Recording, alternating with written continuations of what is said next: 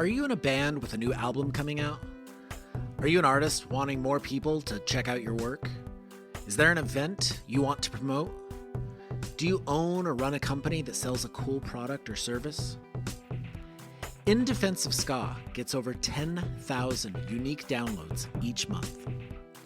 If you're interested in advertising on the podcast, we offer very reasonable rates and can help with the production of the ad. The ads are dynamic, meaning they will be placed on every episode for a given period of time. If you're interested, direct message us or email us at indefenseofska@gmail.com.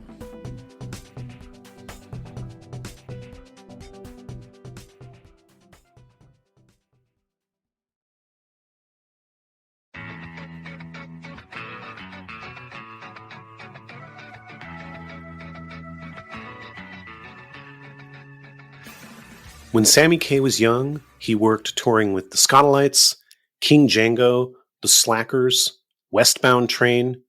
He lived with Vic Ruggiero for a while, and eventually he played in the trad ska rocksteady group the Forthrights, who were part of a scene in Brooklyn in the late 2000s, early 2010s, led mostly by kids too young to have been part of the third wave ska boom and who preferred the old school sounds. Today, we recount all this history with Sammy and even get into his time playing with several folks that eventually formed Catbite. Sammy brings the stories, and he doesn't hold back at all. His latest record, Inanna, comes out in March, but he'll be releasing 2 songs from it later in January. Make sure to follow him at Sammy Kay NJ on all social media platforms to keep up with him and his music. The first time I'd ever heard about Sammy Kay was from Tim from Catbite. Oh, yeah? Tim used to play in Sammy Kay's band. I think most of Catbite used to play in Sammy Kay's band, except for Britt. Mm-hmm. Yeah, I think you're right. Yeah. And then I got to meet him this year at Fest. Yeah. And now we're best friends. Sammy's got some strong ska, rocksteady roots, but kind of mostly plays kind of a singer-songwriter Americana stuff now. Yeah. If you were to look at Sammy and then try to say that ska is music for wimps, you'd be wrong. Yeah. Sammy's talking about doing some more ska, though. So we'll see. He mentioned it, and we're expecting some new ska. I welcome a future with more Sammy Kay ska. So 2023, we want more Sammy Kay ska. We're putting in our order, our request right now. This is it. All right, so here's a message that you sent me. I got stories. I worked for the Slackers, Leftover Crack, played in Dave's Rocksteady 7, and sometimes Vic played in Pie Tasters and worked for the Skatalites. So my question for you is, were you doing all this at the same time? I did all of that over a 3-year period. It's a busy 3 years. Each one of those years, I broke 300 shows on the road. Damn. And I had like the Sammy band too at that time too. Like we were doing the Fast Forwards touring too. Weren't you also doing merch for Westbound Train? Was that the same period? No. So the trajectory, right? I met Nuno Rodriguez, the drummer of the Hub City Stompers, in, I want to say 04, 05. Okay. And Nuno took a liking to me, and I took a liking to drugs. And it was a way to get out and kind of go to shows and get fucked up. And I was working, and working is a loose term for the Hub City Stompers. And through Nuno, I met Django, Mr. Jeff Baker. And I started working at Stubborn Records when I was maybe 15. What'd you do for Stubborn Records? I did a little bit of everything. I did like the packing and shipping for records and I did office work, but I also, Jeff was teaching me how to record too. So like I did a couple of sessions, like I did the Bombtown record with Jeff where I was just running cables, you know. I did a Bombtown session. I did like a Hub City Sombra session. I think the Slackers sessions that they did there turned into the Boston Harmony sessions. Okay. That record that came out. We did a Sick and Mad record in that time frame too when I was hanging out. And then through Jeff, I had met Obi Fernandez from Westbound when I was real young. Obi was the first guy that really took a liking to me. And that was like maybe 02, 01. It was when Searching for Melody came out. And I would hang out with them. And then Obi saw that I was hanging out with Jeff and was like, hey, if you want to sling shirts at local shows, whatever. And I started selling t-shirts for Westbound. And then I essentially dropped out of high school to go on tour with Westbound. I was starting to bail out. Like I hit California on tour like within 30 days of my my 18th birthday. I might have even been like I was barely 18. And I just started running with bands and I did about 2.5 years running with Westbound. And through that, Gideon Blumenthal was playing with this band in New York, was sitting in with the Forthrights. And Gid turned to me and said, I can't do this. Like, but these are your people. And Gid linked me with Jack and Matt. And that's when I joined the Forthrights. And that's when I really started playing in a touring band. And so how old were you? You were when you joined the Forthrights? I was maybe 18, maybe 19. I definitely couldn't drink like legally. So when you were 18, so probably the same time, you lived with Vic Ruggiero for a while? Yeah, I moved in with Vic. I was 17. Okay. Vic came to my mom's house because they knew I knew how to print t-shirts, right? I met Vic through Django. They knew I knew how to print t-shirts and silkscreen. I had a little rig in my mom's basement. So Vic and his girlfriend at the time, Jess, came up and we're making, like, Vic literally drew on a piece of paper, like a Vic cartoon. I turned it into a screen real quick. And we just started printing t-shirts in the basement. Like a week later, Vic calls, and this is like before I had a cell phone. Vic called like my mom's house and was like, hey, I know like you're not of age yet, but like there's a room open in my house. If you want it, you can have it. And I told my folks, and my folks were like my dad had screwdrivers in his hand ready to take apart my bed. Like, and I legitimately like grabbed my records, grabbed a backpack of clothes, grabbed my tour bag. I'm forever a go bag. I have a go bag in my pickup truck. I have a go bag in my apartment. Like, depending on where I am, like I 90% of the time have my passport in my pocket because you never know when you're going to end up in Mexico. You never know. Right. So I grabbed like the important things and I ran. Me and my dad loaded up, like I had a van at the time already. We loaded up my van and we loaded up my dad's car. We went in and we walk in the house and Ruggiero, Kepi Gooley, Greg from the Souls, and Kevin Seconds are making a record in the living room. With Gentleman Jim, who's like a New Jersey legend. He's a sound guy.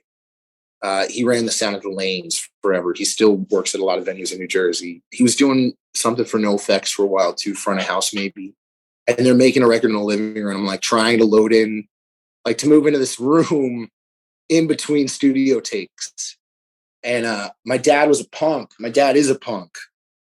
And he reached in my record box because I stole his records, right? Because it's, and he grabbed his original pressing of The Crew that he bought and went up to Kevin. I was like, hey, man, I'm this kid's dad. Like, he's moving upstairs. Like, I bought this from you at City Gardens in 87. Like, can you sign this for me? And yeah, that was the day I moved into Ruggiero's. Do you know what album they were recording? I don't think it ever came out. Okay. But they were doing that like Vroom Vroom Vespa tour.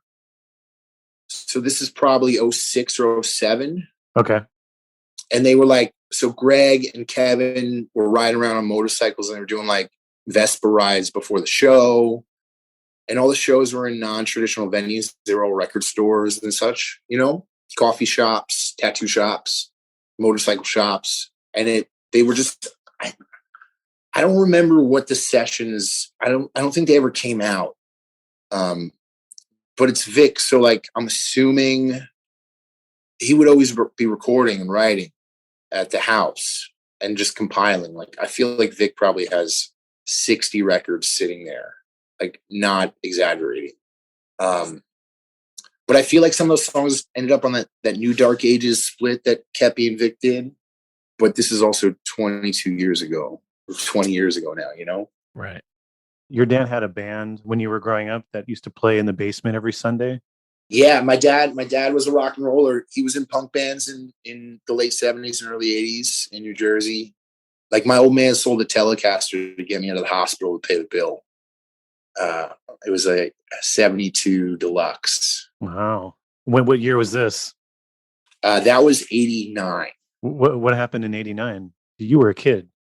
That was when I was born. Oh, when you were born. Okay. He sold the guitar to get me out of the hospital. Oh. Like when I was born, like to pay the exit bill, you know?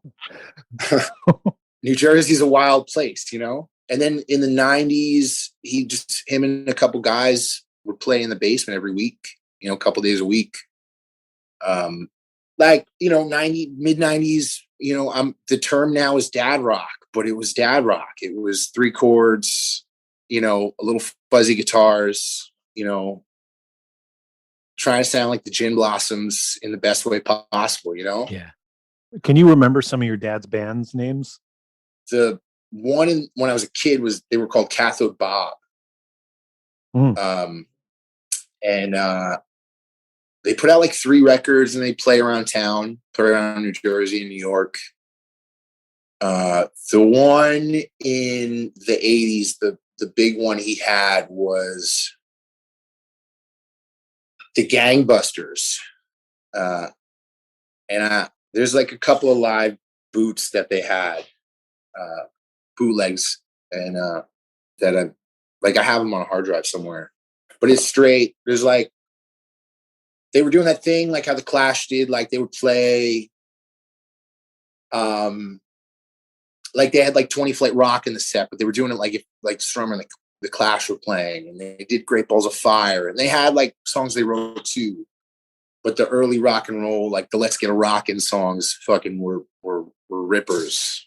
The drummer of that band, Eddie McGarry, I think he manages and builds motorcycles at Indian Larry's. I don't know what his position is, but he's at Indian Larry's in Brooklyn. And I don't know where my dad fixes boats in Florida with the other guy. Okay. Yeah, it's wild. I was at a show once and I was playing, and Eddie came up to me. He was like, "You look familiar, and I think I'm friends with your dad." And I'm like, "Who are you?" And he's like, "I'm Eddie McGarry. I play, you know, like we grew up together." I'm like, "I know exactly who the fuck you are. Like, it's nice to finally meet you, you know, because you hear story, you know, my old man's a storyteller. I'm a storyteller, right? That's kind of what I describe myself to be. You know, my dad told me stories of like robbing an ice cream truck at 16 with this guy, you know, like, and he fell off the back trying to throw ice cream to his homies, right? The door opened and he got flung off, like, you know, and Eddie McGarry was there, right? And that was the thing, you know? But yeah, so he played in all these bands, and I think that's the reason why I love music is my father. Yeah, you had it around. Fun little fact is that back in the 80s, I think, or maybe early 90s, there was a ska band in San Diego called Gangbusters. No shit. Yeah. Did they put out a record? Like what years was that? I remember there being a comp, like a California comp, and they were on there. And I think I talked to one of the members a few years ago, and he was like, "Oh yeah, this band." And I was like, "Oh, I remember that band, kind of, yeah." So is that like the same time frame as like Donkey Punch, right? That's like 87 or whatever. Donkey Show you're talking about? Dave's little band? Yeah. Yeah. I think it was around that time, maybe just a Yeah. little later. Yeah. I think maybe late 80s, early 90s. Yeah. Yeah, cool. That's wild. I want to look it up now. The No Man's Land era of ska, right? Like 85 to 89, right? Like when New York Citizens were doing their thing, and like early Toasters and Donkey Show, and like I feel like Ocean's 11 was around like the tail end of that in LA. But don't quote me on that. But like that early, like, all right, we're going to do this fucking thing that nobody's doing, right? The specials had already like broken up and reformed and broken up, right? That shit's wild because there were no rules and they were just figuring it out. Yeah. There was no rules, and there was very little communication between bands that were in different cities. Yeah. That was the other interesting thing. So bands on the East Coast and the West Coast had no idea. Yeah. The Toasters story, they wrote that song Weekend in LA because the first time they went to LA, they had no idea that the Untouchables had built this incredible scene in LA. Yeah. And they were just, holy shit. And then, that's why that was the inspiration behind that song. That's awesome. I didn't know that. So your first exposure to ska was Catch 22 show? Going even back, my first exposure to ska was 95, 96. So my old man's a music guy. I feel like we're just going to talk about my dad this whole thing. Sure. Why not? My dad loves music, and he worked real hard. We didn't have a lot growing up, but he worked real hard. And in New Jersey, you went down the shore, right? It was only 80 miles, right? We'd go to Seaside Heights, these little bungalows, and rent a house for a week. So my first like proper introduction to ska, knowing I really loved it, I was like 6 years old, and my dad had the sky blue Suzuki Samurai Jeep, doors off, right, top off, and you know the cassette player that you pull out and you'd wear it like a messenger bag because there were no locks, no doors. And I remember driving the 5 miles from the beach house with my older brother in the car, blasting and Out Come the Wolves. Like that was it. Mm-hmm. Like I was 5, my brother was maybe 7. I was 6 and 8, right? We're 2 years apart. Like shouting, like Time Bomb. And I remember my dad and my mom in this little kitchen of this house, and my dad's like, Adam, we were at the fest the other day, and I was ranting about something. I was like describing it. Like my dad did the same thing and said, this band could be better than the Clash. They just need to make a Sandinista. Like they need to do something better than Sandinista, right? This is their London calling. They got to do it. And then they went and did Life Won't Wait, which is their Sandinista, right? And that was like the moment. And like the Boss Tones record came out. I always get them confused. Pay Attention has Impression That I Get. Oh, Let's Face It. Duh. Let's Face It. There you go. Yeah. So he had that too. And I think, so that was 97. That might've been the next summer, but same thing in that Jeep shouting the Rascal King. Right. Yeah. And the intro to Noise Brigade, we would fucking holler because it was only a couple miles. It was 10 minutes. We got 2 songs each way. And it was a cassette. So you kind of just kept going and looping it. Right. Right. Like I didn't know that Rancid record, like, you know, Camille's was whatever, 18 songs until I got it when I was 10 on my own. Because we never got more than 20 minutes in. Right. So I had no idea like Little Sammy was a punk rocker was on that record. Right. Like, I feel like Avenues and Alleyways is on the tail end of that record. Like I had no idea because we never got to it in the car. Right. But that was my first, like, what is this? You know? And then my old man too in the house, there is a radio station called FMU in New Jersey. On Sundays, they do Reggae Schoolroom. And my dad was a big fan of this radio station. They do like, it was a show where 2 guys, Jonesy and X-Ray Burns, would just ramble about records.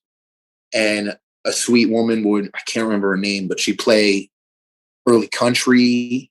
But in the mornings, it was this guy, Sarge, and he'd play rocksteady and Lovers Rock and just straight reggae. And every once in a while would be ska, but it would always, there was a lot of rocksteady always. And I knew I loved that. Like I heard like the Maytals Just Tell Me.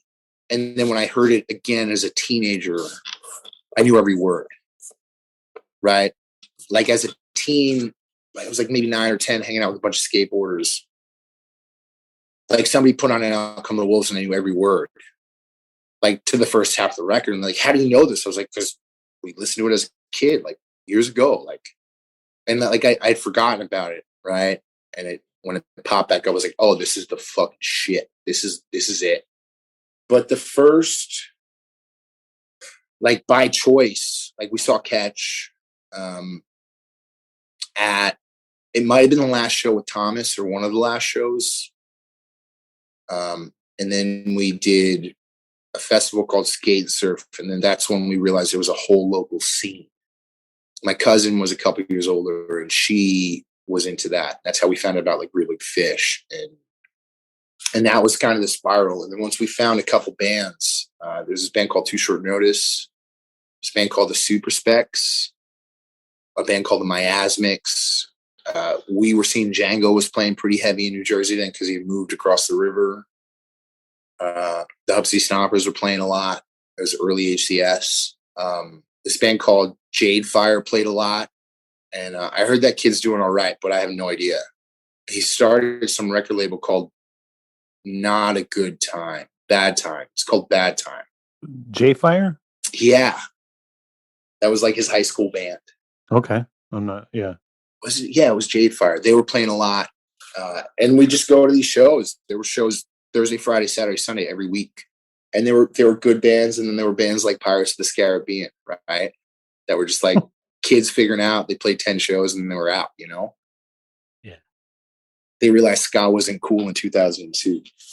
For kids that grow up in Jersey, it feels like Catch-22 is sort of a rite of passage, whether you're a ska fan or not. Yeah. The like Kalanicky theory, right? Like you at one point are obsessed with something Thomas has done.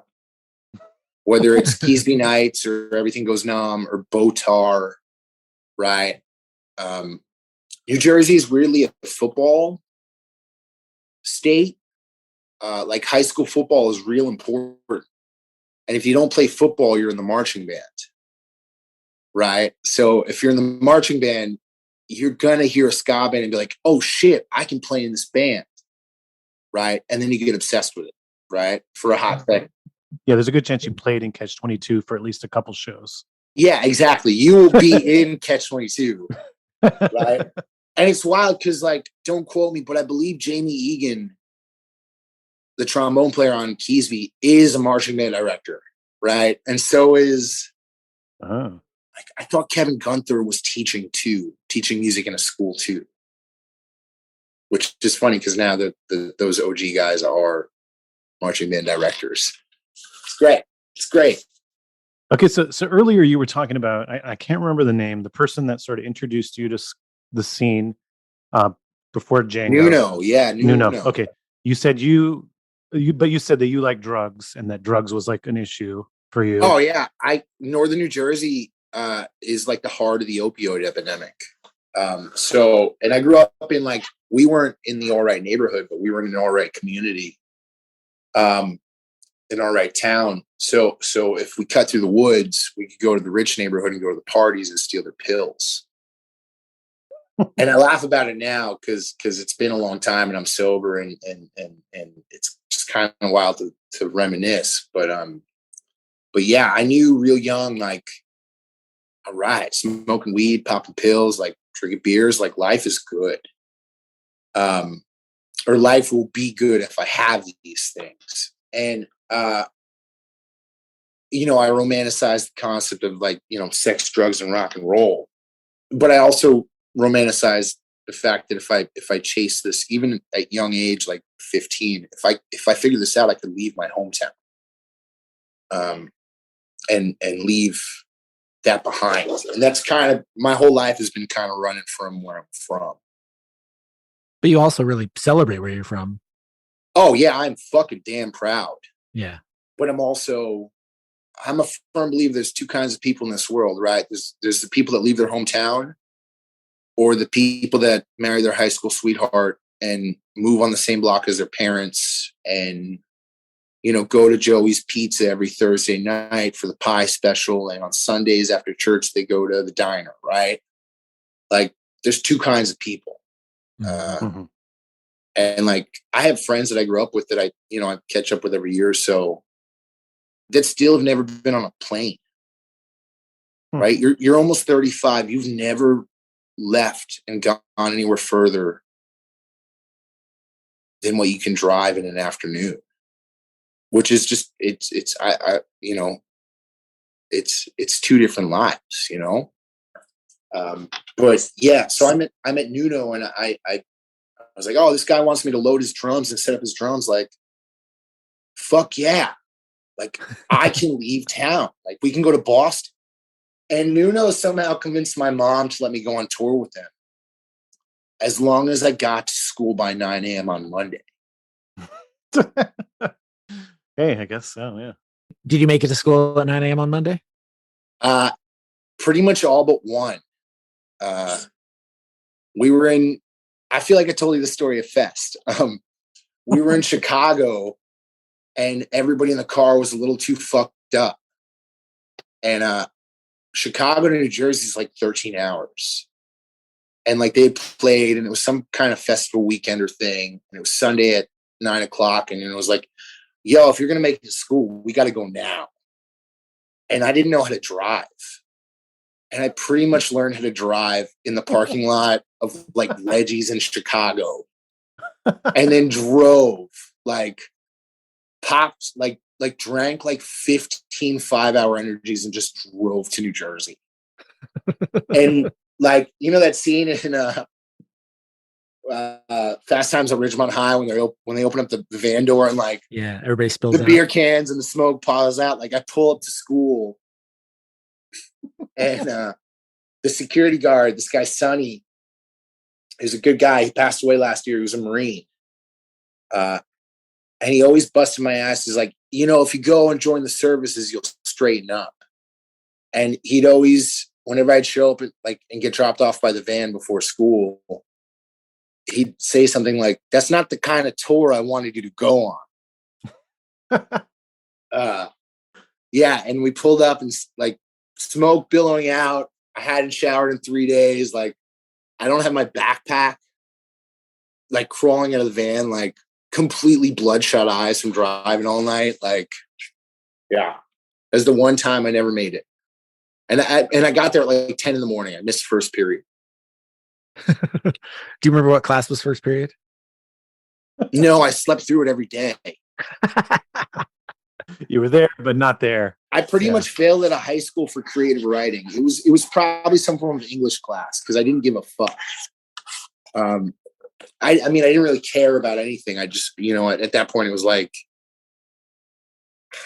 14 to, like, I was using young. Mm-hmm. Like, I was smoking a pack a day by like 12. Wow. Like 13, like I had already buried friends for ODs. And, by 15, like suicide was pretty prevalent in my life. So 14 to like pretty much till I sobered up, it was just like get fucked up as much as possible, go and see as many shows, play as many shows. And, I used it as an escape, like tour was an escape. So when I was at school, when I had to go, I just tuned out. Like, they sent me to technical school, and like technical school didn't even want me. And yeah, I'm fairly certain somebody paid the school off to give me a diploma. Like, I never took a test. I never took finals my senior year, but like they let me go. But yeah, they were trying to hold me back the week before high school graduation, a couple weeks before, because I got in a fight and I was failing creative writing. That's when I just want to go on tour. Like, I'd already been on tour. Like, I knew that school wasn't good, like, right for me. Right. Like, it was like, let me go on tour with my fucking ska band. Like, let's fucking go. Of all the classes for you to fail, though, creative writing. I literally get paid to write songs for people. Right, man? I literally get paid to write songs for people. And it's, it's wild because, you get prompts when you write for people. They don't tell you who it is.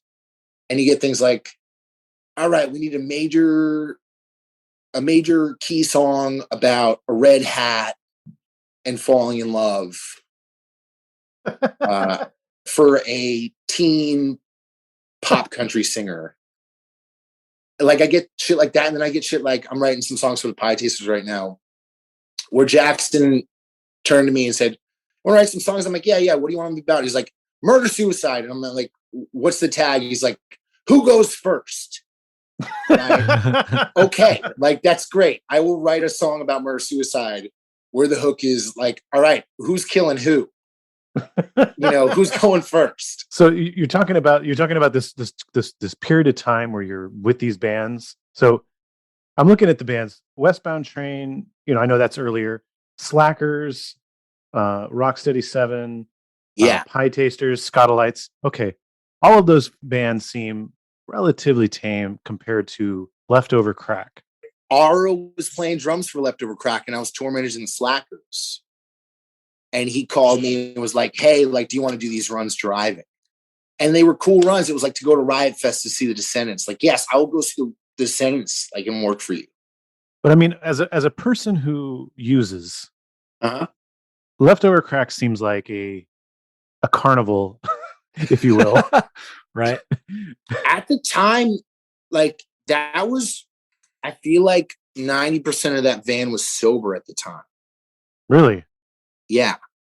And that 10% was like Ara, who has a beer every 6 months. Like I worked for the Slackers on and off for, like, I've worked with Ara for, it was like 6 years. I think I had 3 beers with him over 6 years. Mm. Like every once in a while, he'll literally say something like, "Sammy, today I feel like howling at the moon," and we'll have a beer after the show. And it was so infrequent, right? And Angela, Alec Bailey, the bass player, his wife at the time, would have like a beer or 2 a night. Okay, so the drug users of the band were sober at that point. Yeah, everybody was pretty much sober. Like working for bands, I was smart. This is how smart I am. I would do uppers all day to be high and work, right? And then the second I like clocked out, it was like, all right, let's fucking get wrecked. Because I could function driving all day and setting up merch and running a show on coke and speed, but I couldn't do it on fucking heroin and pills, Was this like a secret? Because I'm thinking, like, I know Slackers, they like to drink or whatever, but they're not hard drug users, and they're very like road dogs, No, no. I like when I sobered up, a lot of people didn't know. They had no idea. So you were good at kind of keeping. I was good at keeping it straight. And I had days where it was like, oh man, like me and Jay would go to Taco Cabana and get $4 margaritas and have a little too many. But like, yeah, I kept it pretty straight because I wasn't doing the kind of drugs that like I wouldn't, like with my band, like you can ask like Tim and Ben and from Catbite. Chris joined the band when I was sober already. But you can ask like Tim and Ben, like they probably have horror stories of me, like just obliterated for 2 weeks straight in the van. Holding on for dear life. But when it came to working for bands, it was like, I know I have to do this job. And I was getting paid real well to do this job. Like I didn't have a boss, like a boss, like a proper, like on paper boss until I was like 29, 28. Like I never had a job that I had a boss. It was always working for friends when I was home from tour or working for bands, I see. Yeah. So you wanted to keep the tour lifestyle. Yeah. I figured I had to function and just get at it. I put the fun in functioning addict. So back to your time living with Vic Ruggiero, I read that you guys spent many hours drinking beers and arguing about Bob Dylan records. Yeah, that was the best.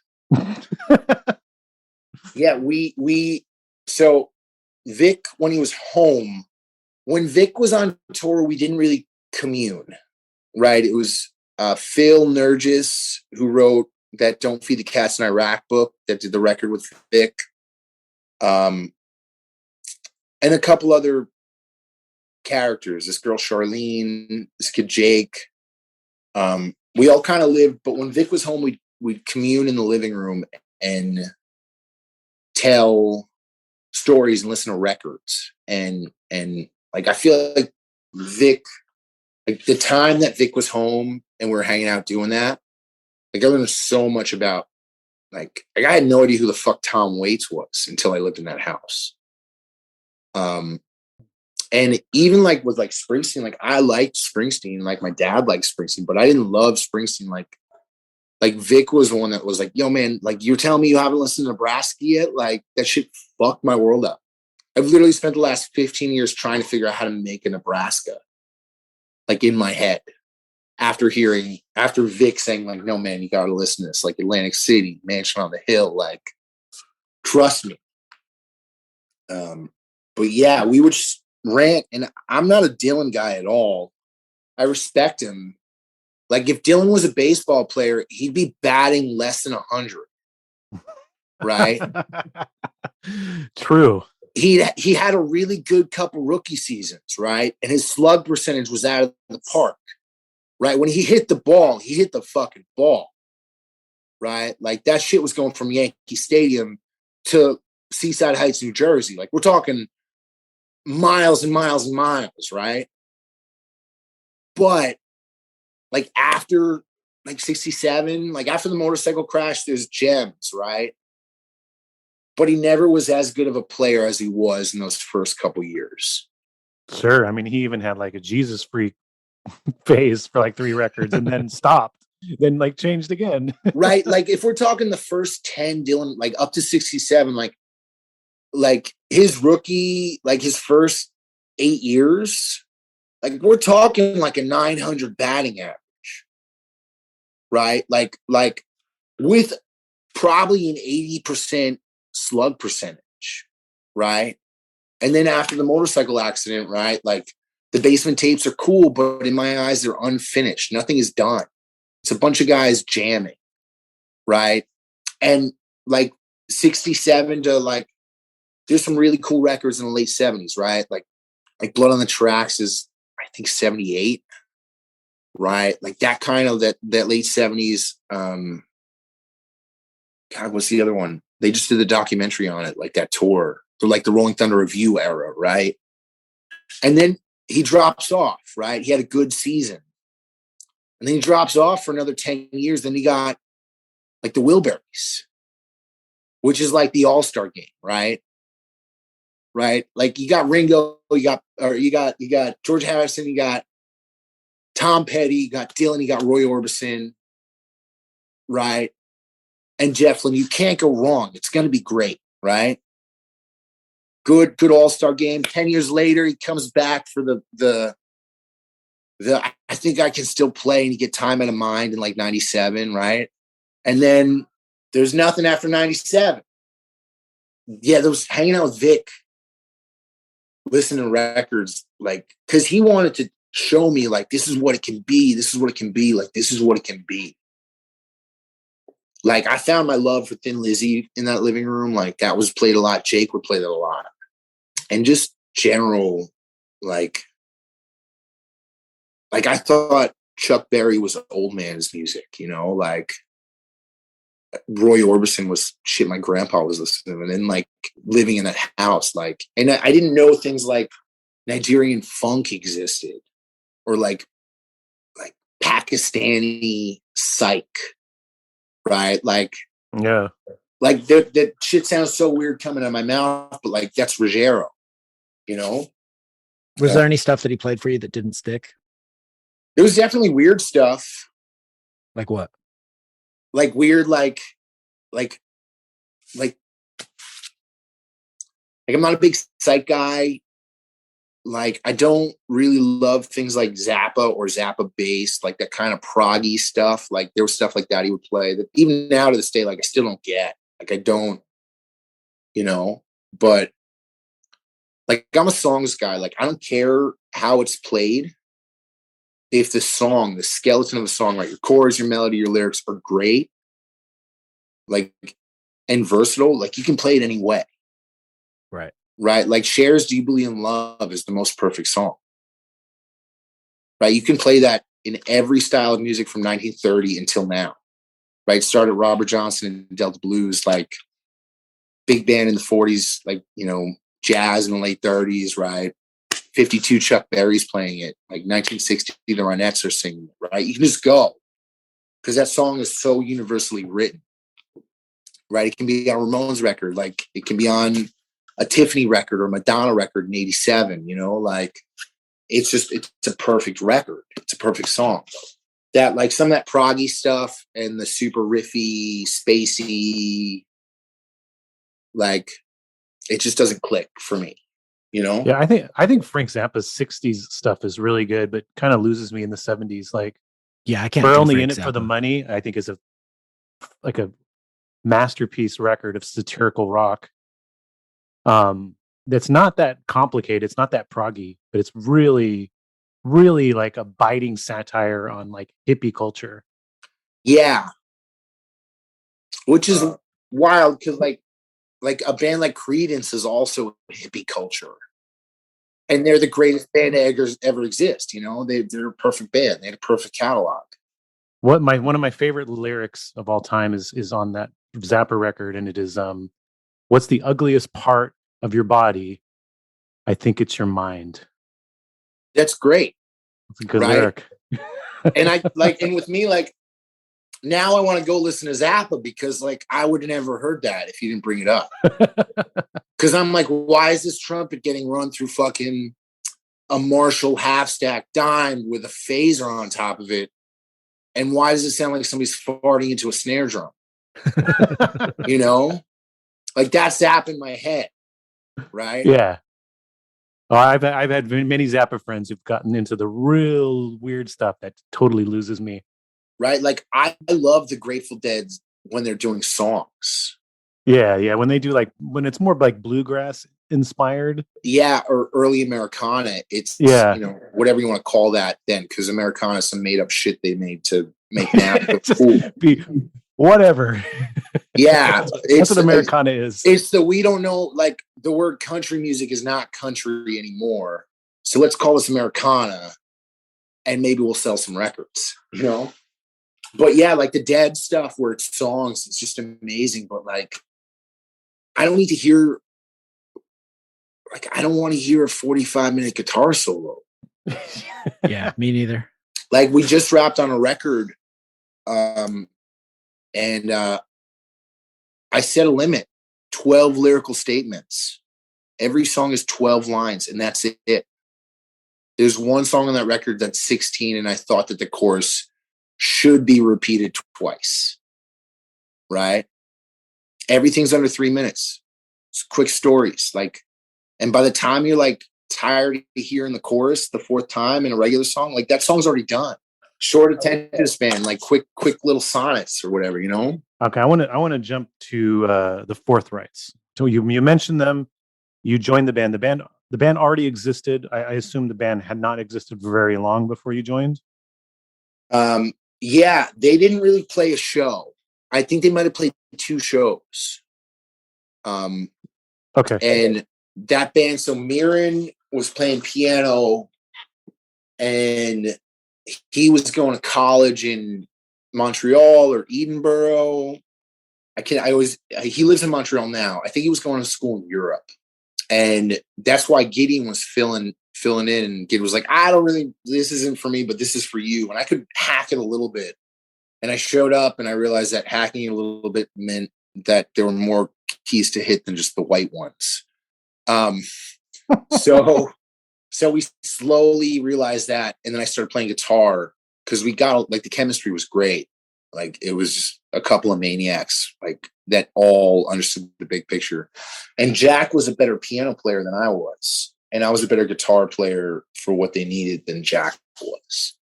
Could you explain to anyone who's never heard the Forthrights, what the band sound like? The Forthrights sounded like a bunch of kids listening to rocksteady records on broken radios.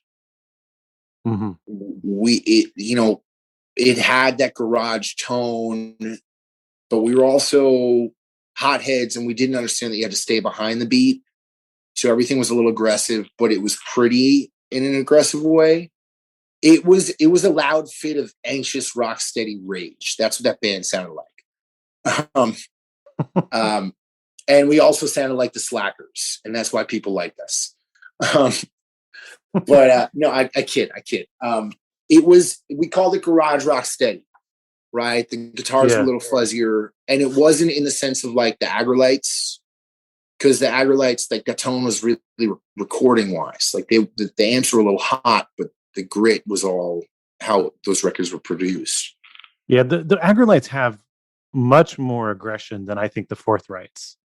Yeah, we were just a bunch of kids trying to write songs and you know and get out of. I mean, at the start it was get out of New York. Mm-hmm. Let's go. Like we could do this. And to be fair, I think everybody that was in that band when we were pretty heavy minus Jack are still doing it. But yeah, it was just this like. It was a bunch of punks and hipsters trying to figure out how to play Jamaican music and on broken amps. Like all of our amps were broken. That's why like the guitar tones were like my bass had no mid or high scoop on it. It was broken. I just had low end. Like I just would thump when I was playing bass in that band. But yeah, it was an anxious fit of rocksteady rage. That's how I would describe that band. So there kind of builds a scene of this style of music in Brooklyn, and you're kind of instrumental. You and Agent J from the Slackers. Me and Jay we realized like we were a band, and then this kid Tito, who lives up in Boston, had this spot called the Bushwick Music Studio, and we all kind of started congregating there. Jacob Wake Up and Bob Tim and Juan Cardenas, and I can't remember the rest of the people in that band's name. I feel like an asshole. I had this band called the Hard Times. It was like all instrumental, early reggae. And John Pinto from the Cold Spot 8 was DJing, and he went by Ja Point and Grace of Spades, and there was just this crew. Brett Tubin and was hanging out a lot, and he always had some band going. And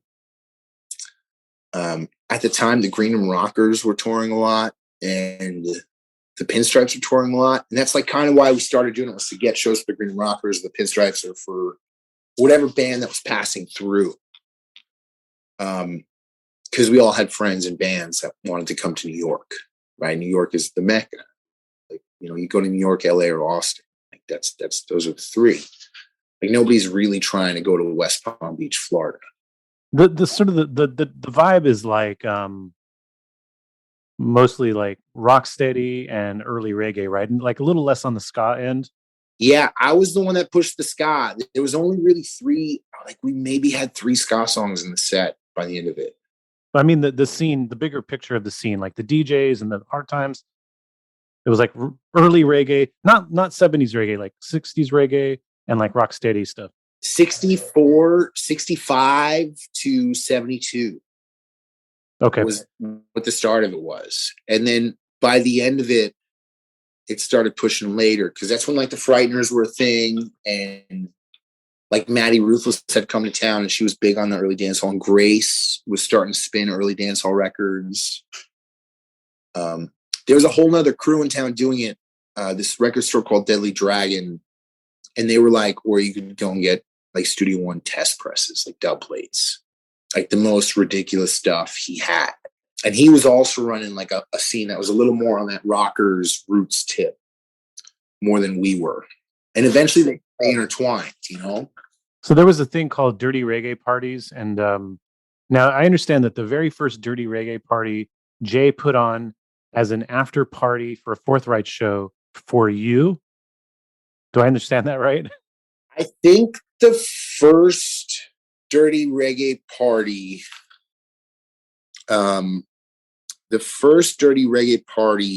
was I think it was an after party for another show. It was a Forthrights show though.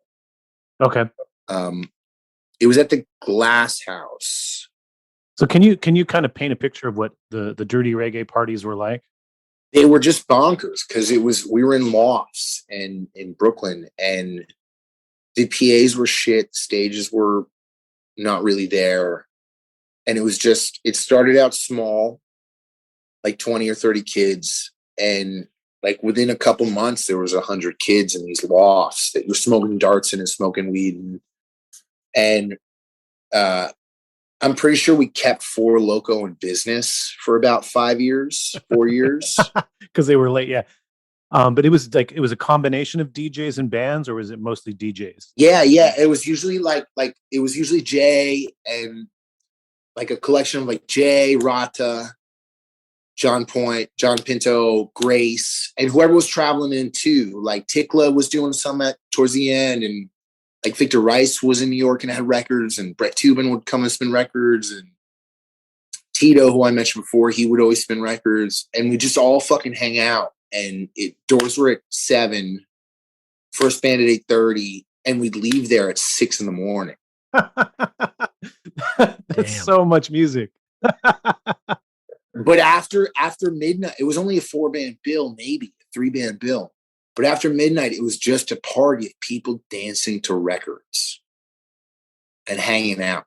And that was the glory of it. It wasn't right. You guys see those old like documentaries on punk? Yeah. Like London punk? Sure. Where there's just a bunch of kids that are figuring out who they are in a room listening to records and smoky, and like you see a punk and a skinhead, and then you see a straight square, right? A civilian, right? It was like that, right? It was just this group of people that didn't fit in together that knew we all enjoyed this music, and that's kind of how it all happened. And it all went by, like, we never got press on it. Like the local, like the Brooklyn newspapers never posted that we had a show, right? Like the Village Voice or whatever. It was all word of mouth. Like, oh man, we're having a party, like come hang. And like towards the tail end of it, there was 100, 200, like we did one where like, it was some form of Slackers adjacent band, but like there was a line up the block on a $5 for a plastic cup. When we're out of the keg, it's $1 PBR party. It was fucking wild. So the DJs, would they just play the really obscure tracks, or was it a combination of like the known, the songs that your average person might recognize? It would depend. It would depend on who it was. Like if John Pinto was spinning, you were going to hear like some Killer Maytal ska, and then you're going to hear like It Hurts to Be Alone by the Wailers. Like everybody kind of had their staples.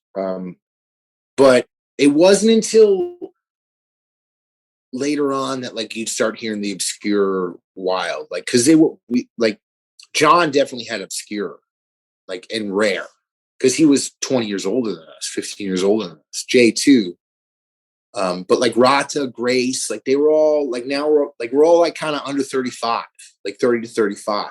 Yeah. So as we learned, right, that whole scene was also a bunch of people learning and like studying, because like we'd hear some shit that Jay would play, like a rhythm, and like somebody would run and be like, Jay, what's that record? We find it on YouTube and figure out that rhythm, and then you'd hear the Frighteners playing that style song, or the Hard Times doing a crazy, like based off of some obscure Harry J instrumental, and it started as us like really just being like a bunch of kids trying to, like early 20s kids trying to play this music, to like towards the end we all knew like, oh yo, fuck, you'd say like drop that part like in that Alt Nell song, and we'd all know exactly what that pattern was.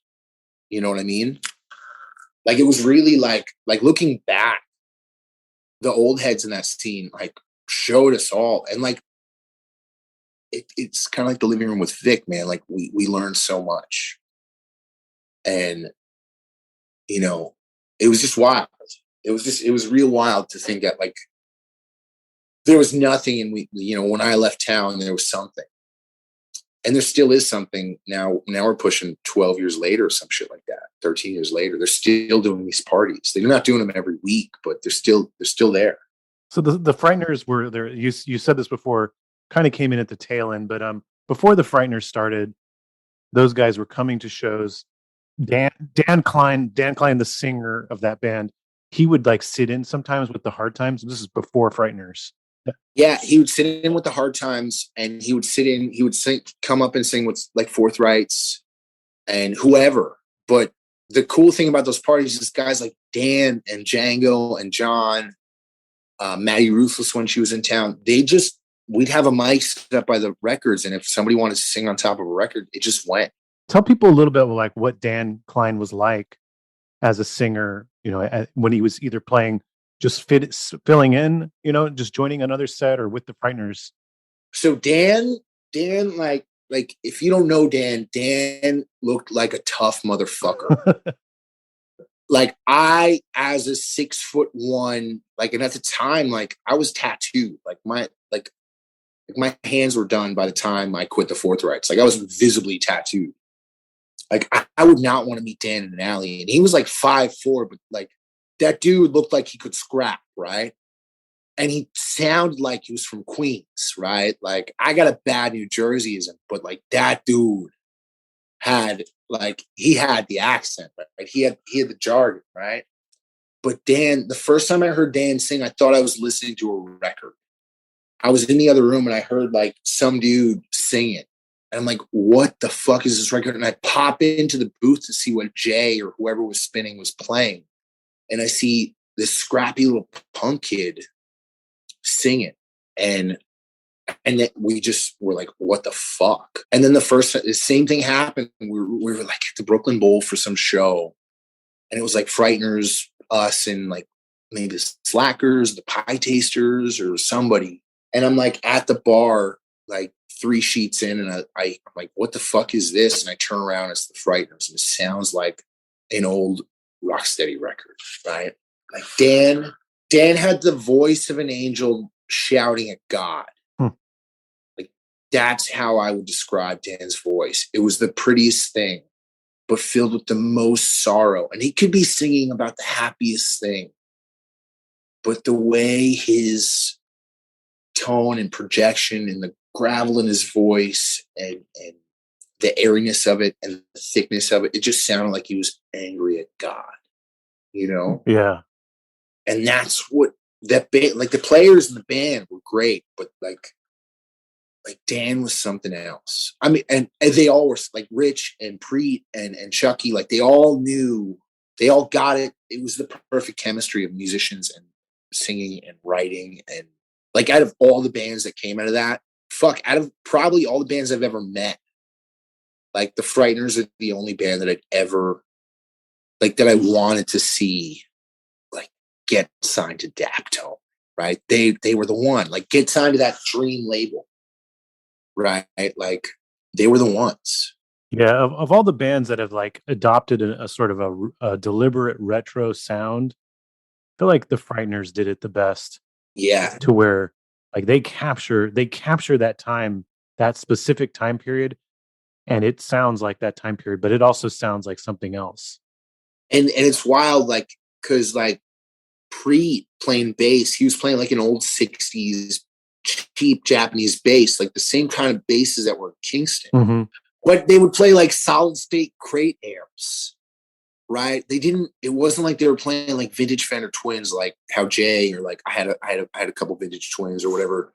They were playing like cheap gear. Like when the Frighteners started playing, like Chucky was playing a Casio that was spray painted gold. Like it wasn't a Roland VK7 or a Nord, or like Jack had an old Wurlitzer he would play with the Forthrights, right? Because he could bang on it, make it overdrive and sound gritty, right? Like Chucky was straight up playing a fucking Casio on the organ setting, right? And I swear to God, that same fucking gold spray painted, like I feel like that's the same organ they used on that fucking record. It's just I don't know what they did, but they did it right, and they did it perfectly. Yeah, it just goes to show that, I mean, it doesn't really matter the gear. Like It's going to come through you no matter what. No, it's all about the kind of shoes you have when you press the pedals. Tone boots. It's all about the tone boots. No, it's funny. Like even now, like I was like obsessed with like I want to buy a custom shop Gibson, right? Like I bought a guitar yesterday for $150 2 days ago. It sounds better than like my $4,000 acoustic guitar, like a junky, broken, old '50s Sears catalog guitar. And I'm like mad. I'm like, God, I love this guitar, but this like fucking plywood guitar sounds better. Like it doesn't matter. It's going back to songs. Sorry, I'm super non sequitur, right? Going back to songs, right? Songs, like I don't write songs. Like the ghosts in my guitars guide me, right? I'm a fucking weirdo. And it's the same thing with gear, right? I don't think the Frighteners could have done what they did if they had like a Fender P bass and an Ampeg SVT. Sure, yeah. Right? Like I think those broken amps and fucking weird guitars drove that band to figure it out, you know? Well, and you just play through the instrument. Like you're not relying on the sound at all. You're fighting against it almost. Yeah. Were you still in the Forthrights when they were on tour and played Block Party in New Orleans? Yeah. Yeah, that was 2011, I think. Yeah. I left Forthrights in 12. We had done it actually, honestly, it was that tour. That tour? That was like kind of the last tour. It was like a 90-day tour. 90 days. Jesus. Yeah, we did. It was real dumb. We did this tour to Block Party. Me and Jimmy Doyle convinced Dave Kay from Mustard Plug to let us do a Young Guns of Ska tour. And like give us a bunch of merch and we'll book it and it'll be a Ska's Dead tour, like the kids. So it was We Are the Union, us, Green Rockers, Stuck Lucky, brunt of it. Jimmy got the Fat on a couple shows. Somebody else too. So we did this tour and the first leg of the Ska's Dead tour, the anchor was Block Party. It was wild because we knew like New York was cool and like we were doing all right in Jersey and like Philly and Boston or whatever, but we'd never been that far. Like we were doing okay in Chicago with like deals would have us out all the time, but we never like once we got to New Orleans, like, oh shit, this is like people traveling in for this and they all like, it was cool.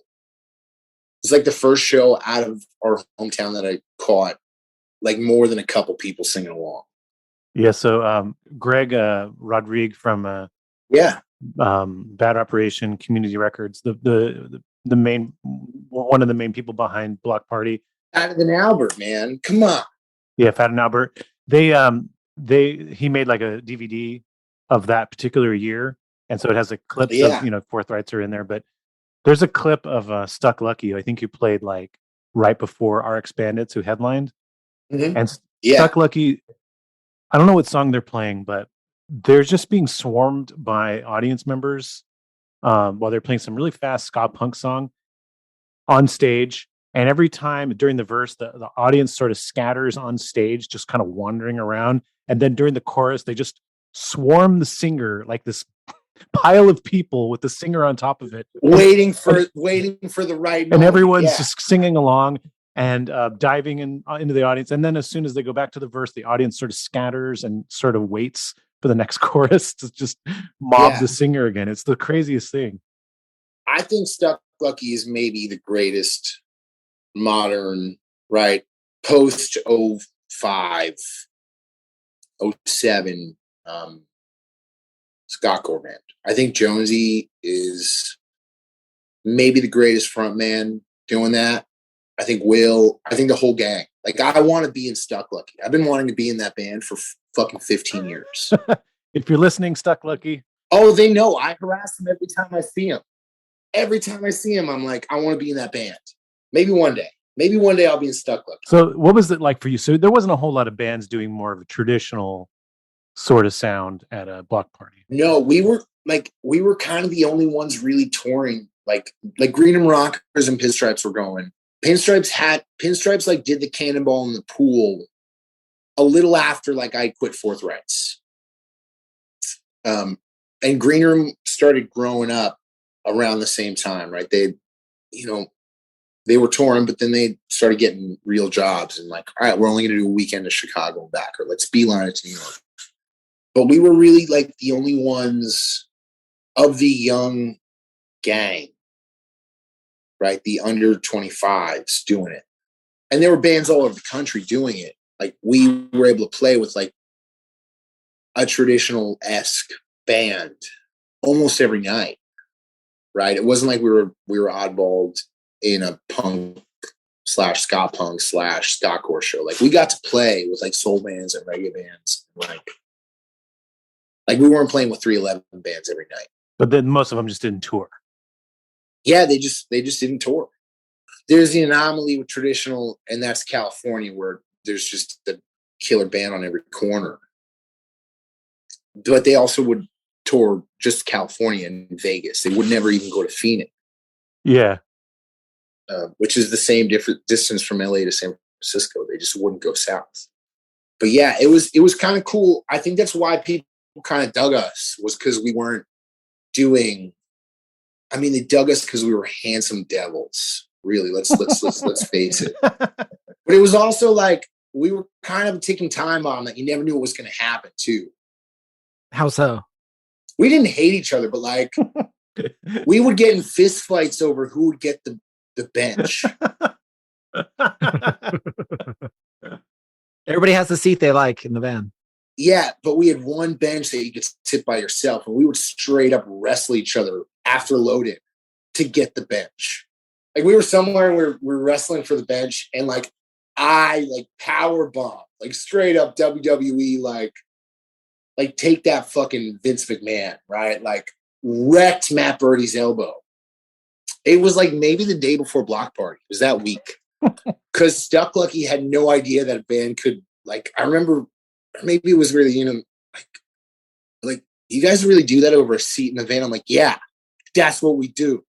You know? That was like the kind of the glory of the band, is we were like a time bomb. And we knew we were going to destruct. And we destructed, you know, I was pretty deep in, like, we all loved to drink beer. That was it. We were, you know, we would practice on a Thursday sober, go out drinking on Friday, and practice at 2 a.m. wasted. So we knew we were really good if we were sober, and we could play tight if we were drunk. Smart. You do the sober and the drunk practice. Yeah, we would write sober and then we'd figure it out drunk, right? It was, that band was, I don't know. It was really cool. And I'm super grateful for it. Because, like, those early years with Westbound and then with Forthrights, like they legitimately shaped me and, like, a network of touring that I still use today, 15 years later. I still sleep at the same house in San Francisco that I slept at the first time I was there. Wow. Where's that house at? Oh, Strange Manor, Richmond, California. Jimmy, at the time, Ray is still doing. Well, I'm actually going to go see him tonight. He's playing in Columbus with the Black Keys. Ray, Jimmy Boom from the Phenomenons. He's been filming with Slackers, and Liz lived there. Liz Lazich. It was just this weirdo. Like, it was the Phenomenons' house on the top of a hill in Richmond, and still to this day, I'm in San Francisco. Like, we go to Strange Manor.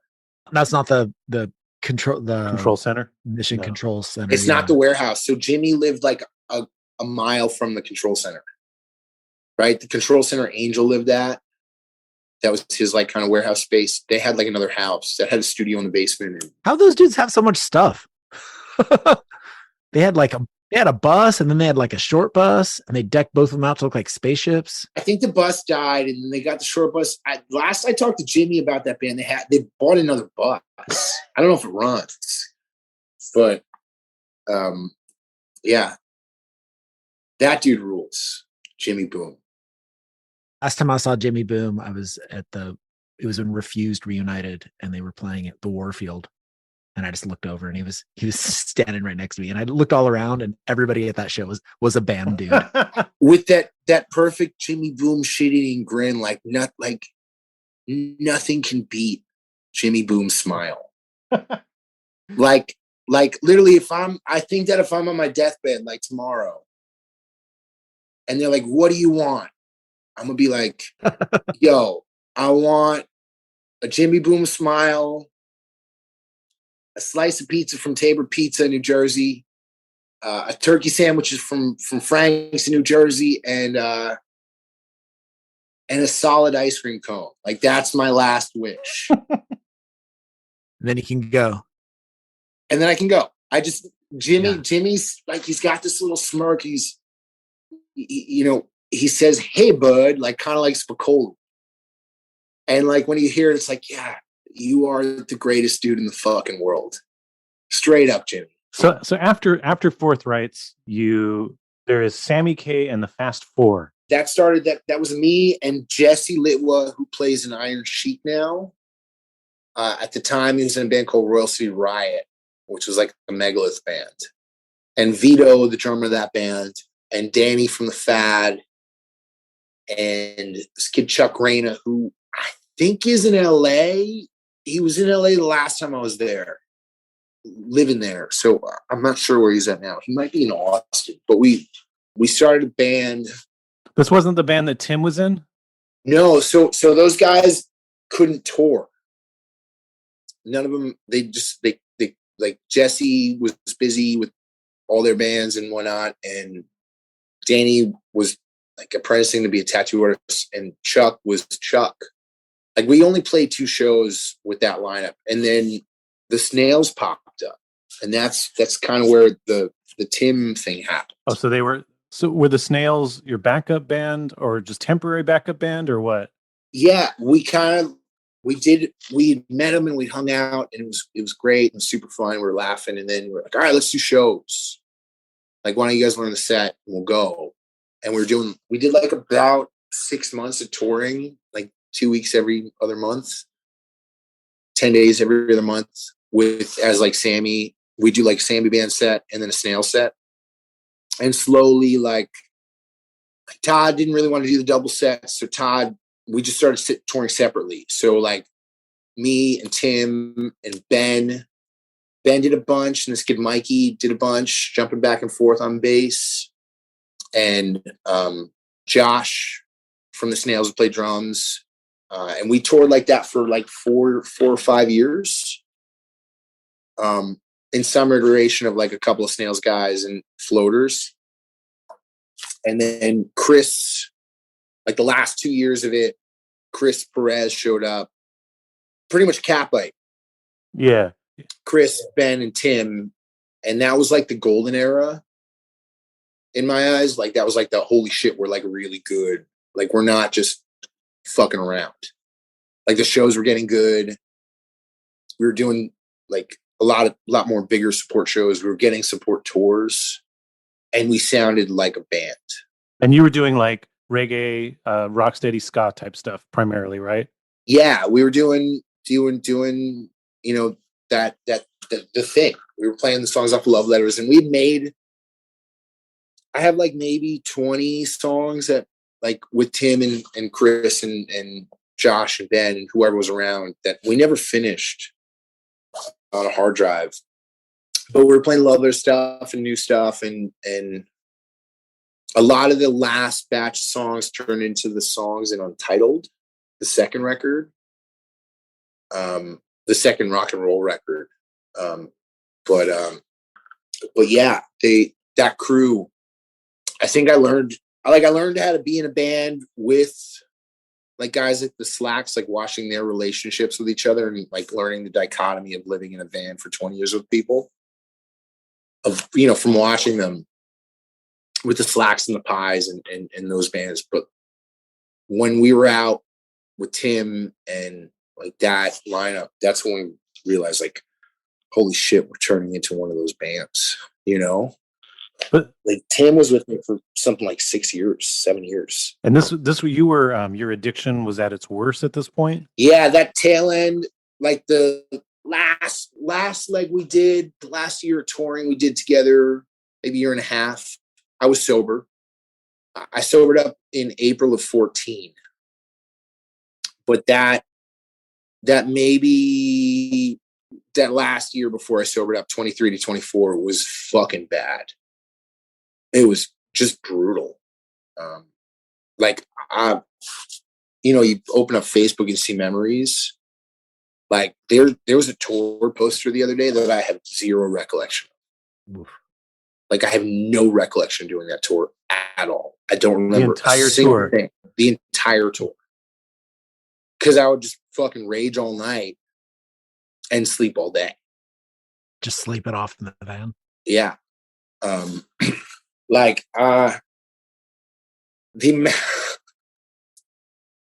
There were some bad nights. I think Tim finally got fed up. I was playing guitar for the Pie Tasters, the Snails did the show, and I rode back with them. It was like the day before Christmas Eve in Detroit or Lansing. I think that was like maybe a fed up moment. And I ended up sobering up like a month and a half later, 2 months later.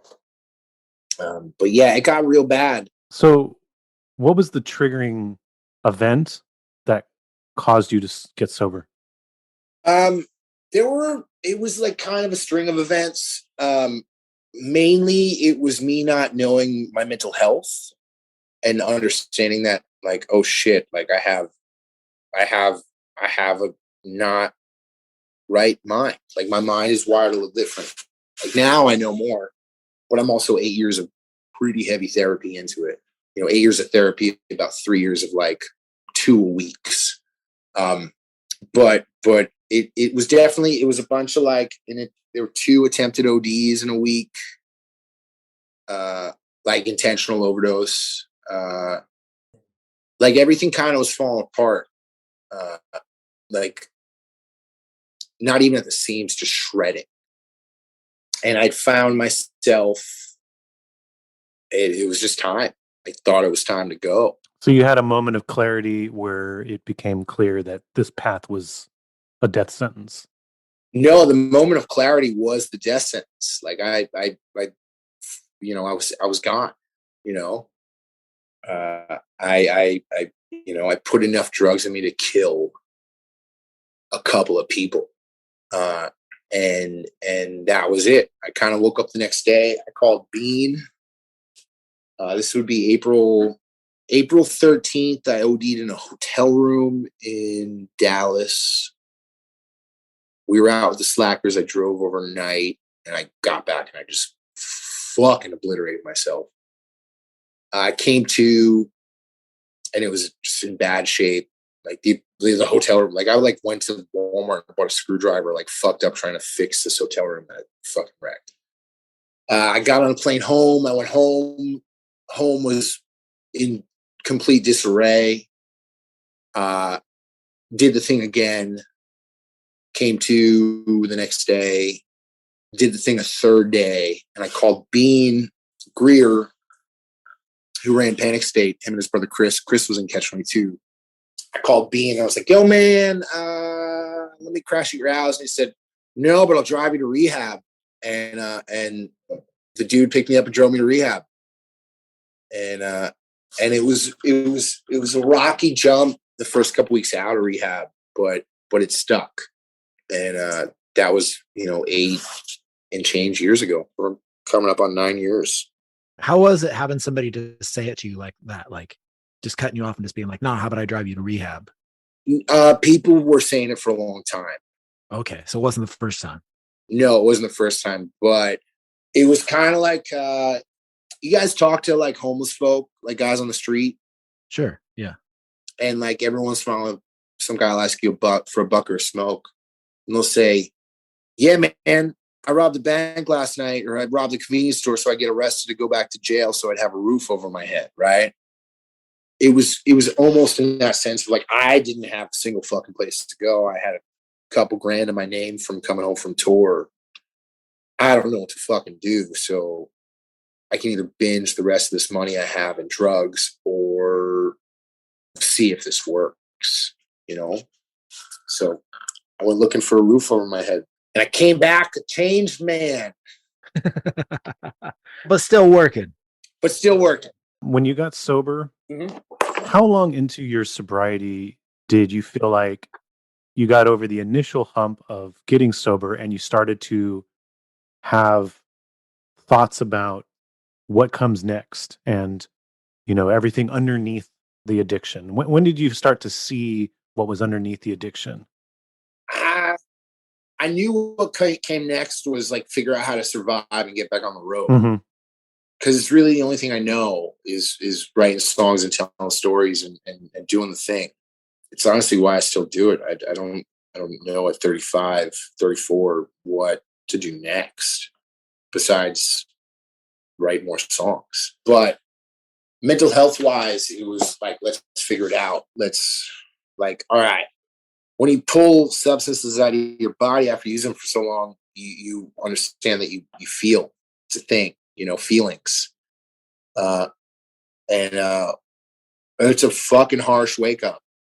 So I started doing a bunch of therapy and worked on my mental health. And I was at home and I got set up. Actually, Django put me up right when I got out of rehab, gave me a place to stay and get on my feet. And then once I started figuring it out, it was kind of off to the races.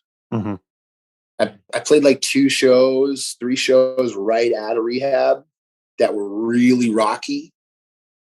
And it was like the Apple Stomp that didn't happen, the Apple Womp. I feel like you were there, Adam. Did you do that? The one that didn't happen? No, when was that? I feel like one of your bands was supposed to. This is 14. This is May of 14. There was a bunch of Bay Area bands that came out. I thought for some reason in my head you were over there. Yeah, I don't think he was touring at that point. Yeah. I think Slow Gherkin played that, right? Yeah, Gherkin, yeah. I didn't know if you were rolling out there with that crew, But we did that, and I did this thing in Des Moines. And then, I got back, and I was like, nope, I'm fucking hightailing it to therapy. That's the plan. But it's good. It's and it was, I do the program. I'm a fellowship guy. I think it's great. I think that if you need to sober up, there are so many viable options to do so. I think that stigma is real dumb, and I'm real grateful to be here. That's what I'm trying to say here. Is Word. Second chances are a fucking thing. Yeah. You can roll and if you do the work. Well, we're glad you're here too. I'm stoked to be here talking about ska. Speaking of, let's talk about when you turned your back on ska. Listen, I never turned my back on ska. Ska turned its back on me. Oh shit. Okay. Oh shit. We didn't necessarily we never. It's not that I didn't. So being at Panic State, so I wrote all those songs like Cowboy Chords, folk songs, right? Country songs, Mm-hmm. right? Just drumming oh, this is the song, you go a cup of coffee, right? I just fucking playing folk punk or whatever you call it, right? And then we'd figure it out. If back to what I was saying about songs, if the skeleton's good, you can play it any way. Right. So I try and get a good skeleton and then we'd figure it out. And only a couple of people really heard the skeleton demos that I had. Like, oh, you should make a record like Chuck Reagan or Brian Fallon or, whatever. And I asked Bean, I was like, Bean, can I have money to do this? Like, I'm going to get all my ska friends to make a not ska record. And we'll make it with Pete from the Souls. And I really wanted to work with Pete. He was a regular at the Lanes. Like, we have beers all the time, at the bar and whatnot. And I just fucking love the Bouncing Souls. And Pete writes a lot with them, for them, and I knew that I could maybe learn something. So we didn't. It's funny, the record that everybody says I turned my back on ska is literally me and Ruggiero and Ara from the Slackers. and Pete from the Bouncing Souls. Like, 4 people who legitimately love ska. And Mikey from With the Punches, who's now playing in Catch-22. Right? That's like that band. This is the 4th Street Signs? Yeah, it's all ska dudes. And then the record after that is Catbite and Me. Mm. Right? The Untitled is Chris and Tim, and Tim was playing bass, Chris played drums, and Curtis Irie, who's in the band Dulu's, and Pete. Like, that's that record, right? And Civil War, like, the pedal steel player is Alex Brumell from Westbound Train, and the piano player is Pat Kelly from every Killer Texas band. He was in the Suffers for a long time too. I never turned my back on ska. We're just a bunch of ska dudes not make. And even now, the record I've been working on now, the guy I'm making with is Jay, who plays in Newport Secret 6, who's like, and he was in Duppy Jamba forever too. He's like a Cincinnati, Covington, Kentucky, like he's like the ska guy. So I know you have a new album coming out that's not ska, but you are working on a new album that is ska. We are working on a new album that is ska. Tell us a little bit about this. Yes, we are doing this thing for this record label that puts out ska records. What's the label? I don't know.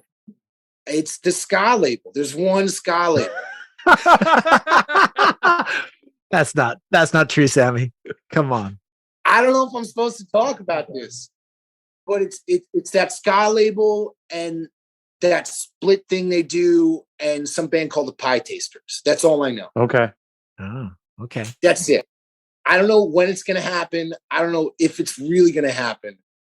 But some guy whose name starts with M and ends in Ike said, "Do you want to do this?" And we said yes. All right. So you can read between the lines there. Yeah. Jade Fire? Yeah, that guy from Jade Fire told me, like, hey, if you want to do a ska record, you let me know. Just like that. He's like, hey, you come to me on the eve of Fest, on the eve of my daughter's wedding, and say, hey, man, can we do a ska record? Yes, we will do a ska record. So we signed to AF, and which is fucking awesome. And there's a bunch of records coming out, and then we're gonna wrap on these sessions for the Quiet record well after this is probably aired. Early December, we're going to wrap, mix, and then we've been literally writing. We're going to release about 40 songs next year. So I've been writing like a maniac. I'm going to take Christmas off and eat a lot of cookies. And then the Pie Tasters thing, Jackson was like, yeah, let's do it. But Sammy's going to write the song. So I got to write some Pie Tasters songs too. So who's going to be in your ska band for the ska album? Dream players, like my dream, like fuck you, this rules band. Yeah, so you get to put it out into the universe right now. Go ahead and name it and claim it, your band for this. All right, bass player would be Ben Parry. I fucking love Ben Parry. Catbite, love him. All right, Ben. My drummer would be this kid named Chris Perez. Another Pyres. I don't know how I've known him. I've been in a band with him for years. Chris. Tim, this kid Tim, he plays a band called Catbite. Tim. No, I hollered at those boys, see who's around, who wants to do it. So I don't know what band it's gonna be, right? Because I recorded with some guys in LA and like some Texas guys. I need to have the song in front of me. And I can tell, like, all right, like this is a this or this is a that. Because it's not like we're going to tour on it. Yeah. Right? Like, I have no interest in playing shows. I have no interest in playing shows, period. Like, I'm just fucking over it. Why is that? I got a house. Like, I have a place that's mine, and I have unpacked for the first time in realistically 15 years. Like, COVID was weird, man. Like, COVID was the first time I'd ever been stationary my whole life. Mm. And like COVID hit, I was 31. Like, we're talking about like on the run since 16, like 16 years of nonstop. Like I joked about, like you said, you know, how many shows you do when you were doing with all those bands, right? Like 2021, 22, 23, like that 3-year gap, I broke 1,000 shows in 3 years, like, which is more than a band that's been around for 10 years does. Sure. You know, like, it's just, I'm just tired of it.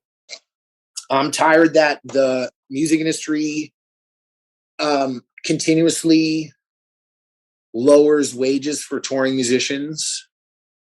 while the world's expenses gets higher.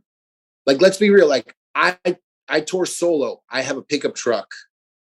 I throw 2 guitars, a box of merch, and I'll drive to play a weekend of shows. And those shows are great, and I'm having fun, and I'm grateful for folks showing up and whatever. But the venues won't pay. The venues won't adjust to inflation in the real world. And the guarantee, let's say it's $300, right? $300 5 years ago meant that everybody could get paid for the show. $300 now means I'm touring solo and I have 800 miles to drive, and I'm not going to break even. You know, like, on a place to stay and gas and food and a couple packs of smokes, like, I'm out. Sure. Like, I have to survive on merch, you know?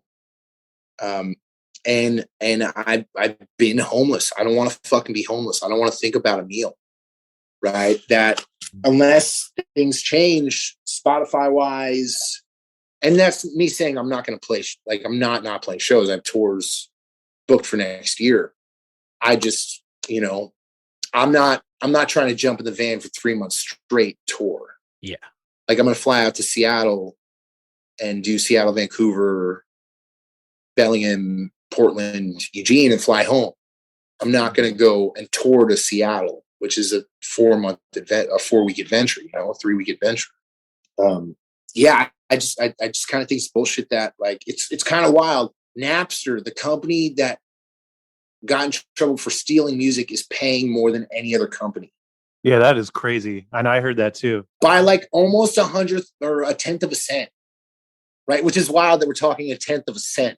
Right. Right. It's, you know, like, touring was a lot different, and it's not about the money, but like, when iTunes was a thing, like, we were like, I was able to pay my bills off the iTunes bills when the iTunes store was open. And I didn't have to worry about, like, I could just go on tour knowing that, like, all right, I'm going to make enough this month off iTunes that my bills will be paid. And now with Spotify, like, it's just like, yeah, I need to cover my expenses for the month. I did the math the other day.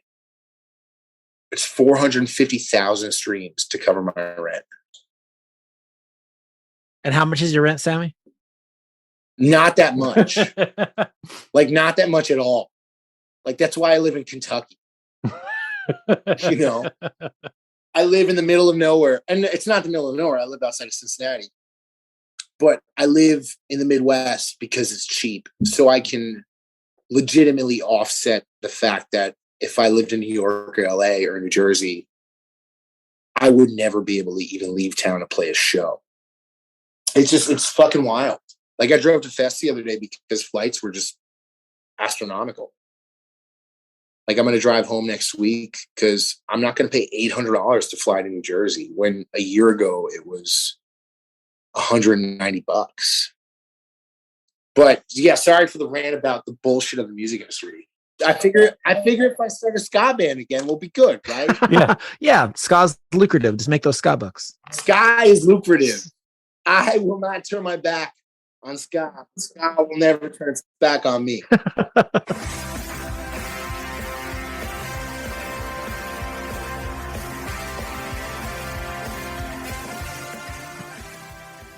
Thank you so much for listening to In Defense of Ska. If you've enjoyed this episode, please like and subscribe to the podcast wherever you normally stream or download episodes. If you haven't already, grab a copy of my book, In Defense of Ska, available at clashbooks.com. You can follow us on Twitter, Instagram, Facebook, and TikTok. It's at In Defense of Ska. And please consider joining our Patreon at patreon.com/indefenseofska. You will get monthly bonus episodes, extended interviews and commentary per episode, and access to the In Defense of Ska Discord. In Defense of Ska would not be possible without the great team that tirelessly works on it every week. So you should go check out their other projects as well. Co-host Adam Davis has an amazing band called Omnigon. Give them a follow on Instagram and Twitter. It's simply at Omnigon. And our editor, Chris Reeves, has a phenomenal record label and podcast called Ska Punk International. For more information, go to skapunkinternational.com. And if you've ever enjoyed one of the highly specific In Defense of Ska memes floating around the interwebs, it was likely the work of The Bands I Like Only Charge $18. Find them on Facebook, Instagram, and Twitter. And on that note, we leave you by saying, Ska now more than ever.